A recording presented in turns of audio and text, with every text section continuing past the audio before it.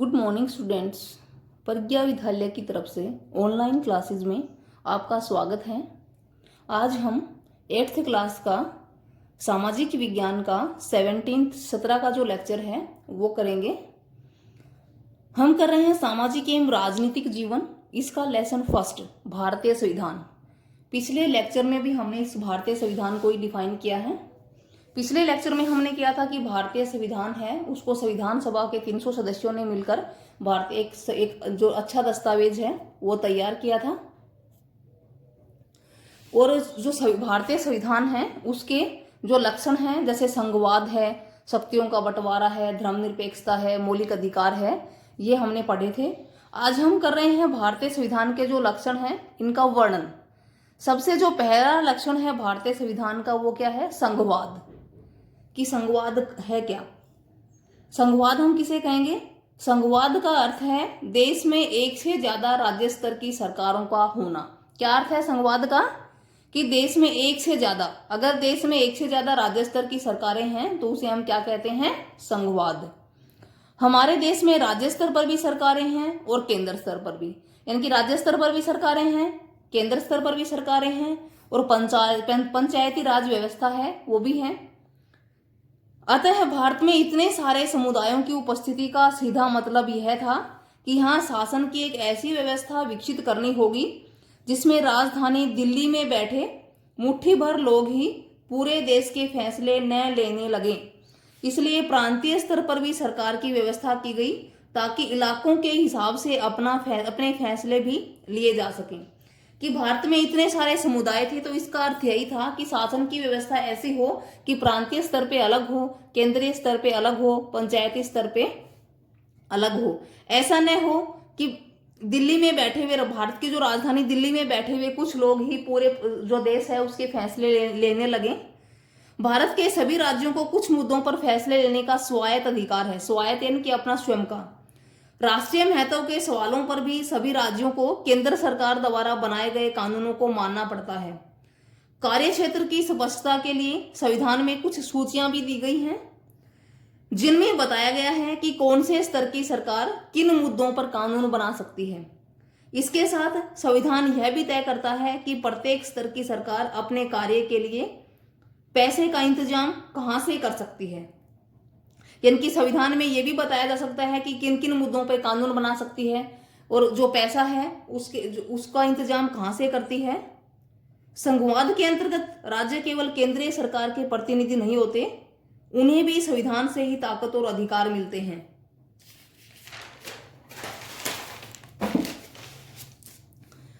उसके बाद है संसदीय शासन प्रणाली। संघवाद क्या था? एक से अधिक राज्य स्तर की सरकारों का होना। दूसरा लक्षण क्या है भारतीय संविधान का? संसदीय शासन पद्धति। कि भारतीय संविधान में संसदीय शासन पद्धति है कि सरकार के सभी स्तरों पर प्रतिनिधियों का चुनाव लोग खुद करते हैं। कि जो तीनों स्तर हैं, केंद्र स्तर पर भी, राज्य स्तर पर भी और प्रांतीय स्तर पर भी, तीनों ही स्तरों पर जो सरकार के प्रतिनिधि जो होते हैं, प्रतिनिधि जिनका हम चुनाव करते हैं वोट डाल के, तो लोग हैं वो खुद करते हैं। केंद्र स्तर पर भी वोट डाले जाते हैं, प्रांतीय स्तर पर भी वोट डाले जाते हैं और पंचायती स्तर है उसके ऊपर भी वोट डाले जाते हैं। भारत का संविधान सभी नागरिकों को वोट डालने का अधिकार होता है। कि भारत के प्रत्येक जो व्यक्ति है जिसकी आयु 18 वर्ष है या इससे अधिक है उसको वोट डालने का अधिकार है। संविधान सभा के सदस्य जब संविधान की रचना कर रहे थे तो उन्हें लगा कि स्वतंत्रता संघर्ष ने भारतीय जनता को वयस्क मताधिकार प्रयोग करने के योग्य बना दिया है। कि भारतीय संविधान के सदस्यों जब संविधान की रचना कर रहे थे तो उन्होंने ये लगा कि स्वतंत्रता का लिए उन्होंने जो संघर्ष किया है तो उस संघर्ष से उनको वोट डालने का अधिकार मिल गया है। उन्हें विश्वास था कि इससे न केवल लोकतांत्रिक सोच और तौर तरीकों को प्रोत्साहन मिलेगा बल्कि जाति, वर्ग और औरत मर्द के फर्क पर आधारित ऊंच नीच की बेड़ियों को भी तोड़ा जा सकता है। कि जो सभी नागरिकों को जो वोट डालने का अधिकार है, इससे लोकतांत्रिक सोच को तो बढ़ावा मिलेगा ही, इसके साथ साथ जाति के आधार पर जो भेदभाव है, वर्ग के आधार पे, महिला और पुरुष के आधार पे इस प्रकार का जो भेदभाव है उसको भी खत्म किया जा सकता है। सार्वभौमिक मताधिकार का मतलब है कि अपने प्रतिनिधियों के चुनाव में देश के सभी वयस्क नागरिकों को वोट डालने का अधिकार। यानी कि सार्वभौमिक वयस्क मताधिकार भारतीय संविधान का लक्षण है, सार्वभौमिक वयस्क मताधिकार। तो सार्वभौमिक वयस्क मताधिकार का अर्थ क्या है कि अपने प्रतिनिधियों के चुनाव में देश के सभी वयस्क नागरिकों को वोट डालने का अधिकार है, कि देश के सभी नागरिक जिनकी आयु 18 वर्ष या इससे अधिक है, चाहे वो किसी भी जाति के, किसी भी लिंग के, किसी भी धर्म के हों, सबको वोट डालने का अधिकार है। इसके अलावा हर व्यक्ति चुनाव भी लड़ सकता है और चुनाव लड़ने का भी अधिकार है।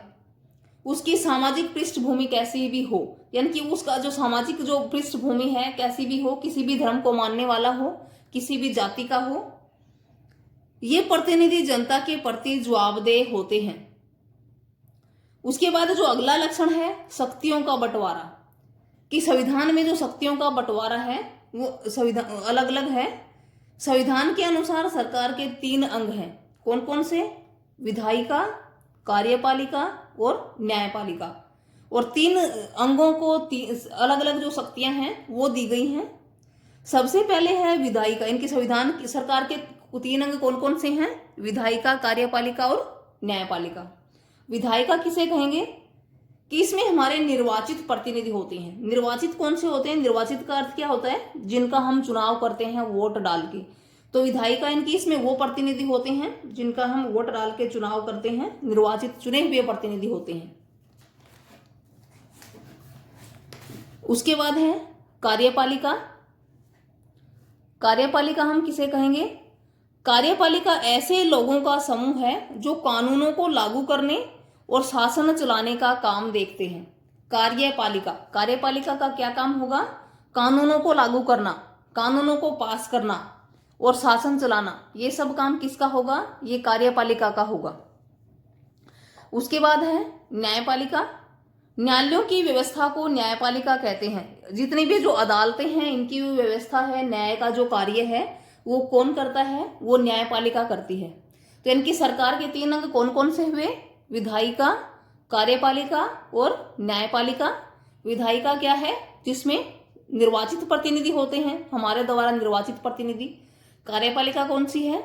ऐसे लोगों का समूह है जो कानूनों को लागू करता है, कानूनों को चलाता, शासन चलाने का काम करता है। न्यायपालिका, न्यायालयों की व्यवस्था को न्यायपालिका कहते हैं। इन तीनों अंगों की शक्तियां एक दूसरे से अलग होती हैं। यानी कि 3 अंग हैं और इन तीनों के पास शक्तियां हैं वो अलग अलग हैं। एक में निर्वाचित प्रतिनिधि हैं, एक कानूनों को लागू करता है, एक न्याय करता है। तीनों की शक्तियां अलग अलग हैं। शक्तियों के इन बंटवारे के आधार पर प्रत्येक अंग एक दूसरे पर अंकुश रखता है, कि शक्तियों का बंटवारा है, तीनों के पास अलग अलग शक्तियां हैं, तो प्रत्येक अंग एक दूसरे पर अंकुश भी रखता है। इस तरह तीनों अंगों के बीच सत्ता का जो संतुलन है वो बना रहता है, संतुलन भंग नहीं होता। तीनों ही एक दूसरे पर क्या रखते हैं? नजर रखते हैं। Thank you students. ये हमने क्या किया? भारतीय संविधान के लक्षण कौन कौन से? संघवाद, संसदीय शासन प्रणाली और उसके साथ साथ शक्तियों का बंटवारा। शक्तियों के बंटवारे में सरकार के हमने 3 अंगों का अध्ययन किया। कौन कौन से? विधायिका, कार्यपालिका और न्यायपालिका। अब उसी के साथ ही आपका जो होमवर्क है वो क्या रहेगा, जो आपको किसमें करना है? फेयर नोटबुक में आप राइट एंड लर्न करोगे। क्वेश्चन नंबर 1 है वो क्या है? संघवाद से क्या अभिप्राय है? क्या अभिप्राय है संघवाद से? संघवाद का अर्थ है कि देश में एक से अधिक राज्य स्तर की सरकारों का होना। सार्वभौमिक वयस्क मताधिकार का क्या अर्थ है? कि देश के सभी वयस्क नागरिकों को वोट डालने का अधिकार। सरकार के 3 अंग कौन कौन से हैं? विधायिका, कार्यपालिका, न्यायपालिका। वर्णन: विधायिका में निर्वाचित प्रतिनिधि होते हैं, कार्यपालिका कानूनों को लागू करती है, न्यायपालिका न्यायालयों की व्यवस्था करती है।